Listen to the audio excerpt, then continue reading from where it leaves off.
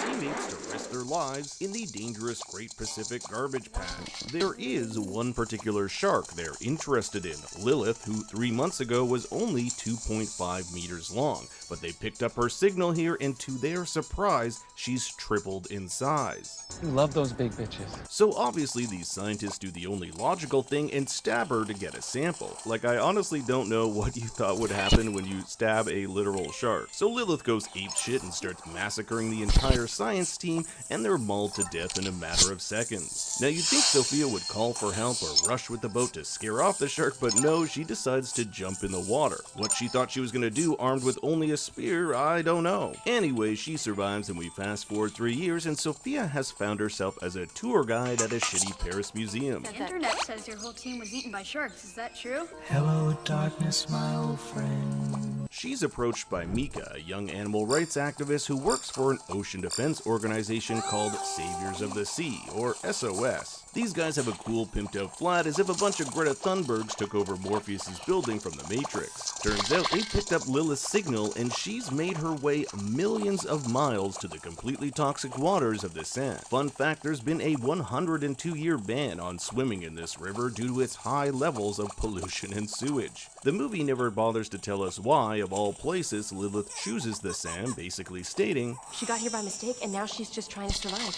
Apparently, climate change and pollution have messed up our sharks so much that they lead all the way to our main character. Very convenient. They want Sophia's help in saving Lilith and getting her back to the ocean, since mako sharks can't live in fresh water. What they don't know is that Lilith has evolved, and as we'll find out later, this evolution will have disastrous consequences if you happen to like swimming in toxic water. Mika and her friend Ben intend on checking out the disappearance of a man whose car fell into the river, but whose body was never found. Sophia doesn't want to come with them, perhaps because this shark dredges up bad memories of her former colleagues, the ones she couldn't save. She even watches old home movies of them, my favorite of which is them celebrating New Year's, but it's complete daylight. Mika and Ben investigate the wreckage to find these giant teeth marks, but are promptly arrested before anything else can be found. Now, these river police dudes actually become a big part of the movie, and I think the writers try to endear us to them by showing them giving horny homeless people clothes and supplies. How's the lady? Looking beautiful.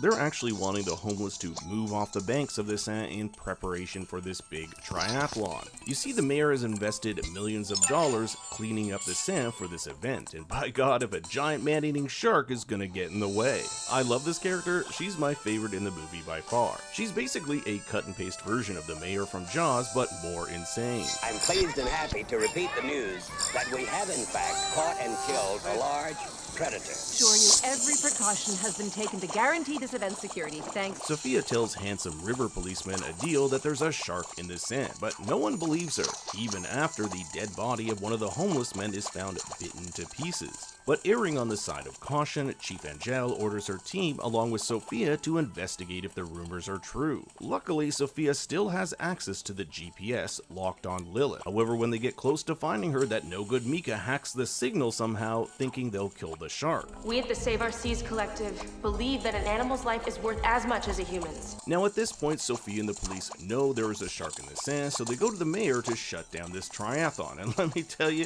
she could not give a She basically thinks they're insane and the event will go on. This event will be perfect, yes, and fun. Meanwhile, Mika's friend Ben betrays her by informing the police of their plan to bait and tranquilize Lilith in order to bring her back to the ocean. And of course, of all the places Lilith could have made her home, it's the underground catacombs. The Saviors of the Sea are shocked when not one fin appears, but multiple. Lilith has turned the underground catacombs into her own spawning nest.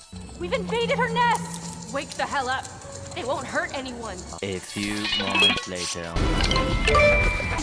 The plan to save Lilith turns to complete chaos as members of SOS somehow fall into the pool, which is now teeming with hungry sharks. It's an absolute massacre as we see a parade of bodies brought into the nearby hospital. Surely the mayor will do something. 12 dead. This puts a real damper on my celebrations. Even with the knowledge there are now multiple flesh-eating sharks in the Seine, she goes one step further and tries to cover it up. Mr. Prefect, hush this up immediately. Nothing can get out. What's even crazier is that Sophia and Adil perform an autopsy on one of these sharks, and I'm like, why don't you guys go to the media and warn the people? Anyway, they find out that Lilith and her spawn have evolved not only to survive in freshwater, but also procreate using parthenogenesis, the ability to reproduce without a male. This is extra concerning because if these sharks go out beyond the sand, they could take over the entire ocean. So Sophia and the river police take matters into their own hands. They're gonna blow up Lilith's nest along with her babies. They somehow get access to high-end explosives and return to the nest to find hundreds of her offspring. Meanwhile, the mayor starts the triathlon. What could go wrong? Unfortunately, things in the crypt aren't going to plan as the sharks start to pick off members of the river police one by one. But just in the nick of time, Sophia is able to set off the explosives and save Adil. This sets off a giant explosion topside, and yet no one is like, hey, there could have been a terrorist attack here. Should we continue with this triathlon? It just keeps going on as planned. With the entrance to the nest blocked off, it looks like the plan worked. However, a now scarred Lilith slams her way through the debris, unleashing hundreds of sharks on the unsuspecting athletes. It's an all-out massacre. I love how there are these good Samaritans on the side trying to help people out of the water, but they just end up getting pushed in too. But the absolute most over-the-top aspect of this whole thing is the tsunami. Yes, you heard me right, a tsunami. So when these sharks start attacking, the military just goes apeshit and starts shooting, not knowing that there are dozens of ancient World War II artillery shells just waiting to go off. Like, don't you think these would have been discovered when the river was being cleaned? Are you really going to have people swimming underneath shells that could go off at any point? When one of these blows, it creates a domino effect, resulting in a giant tsunami that completely destroys Paris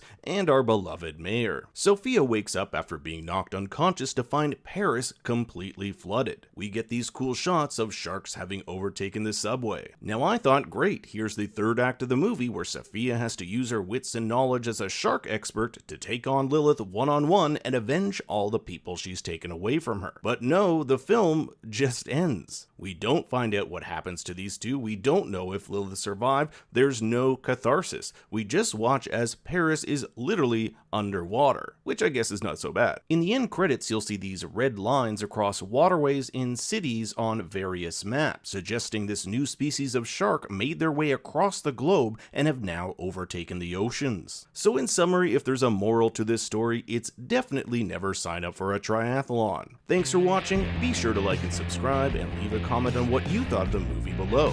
For more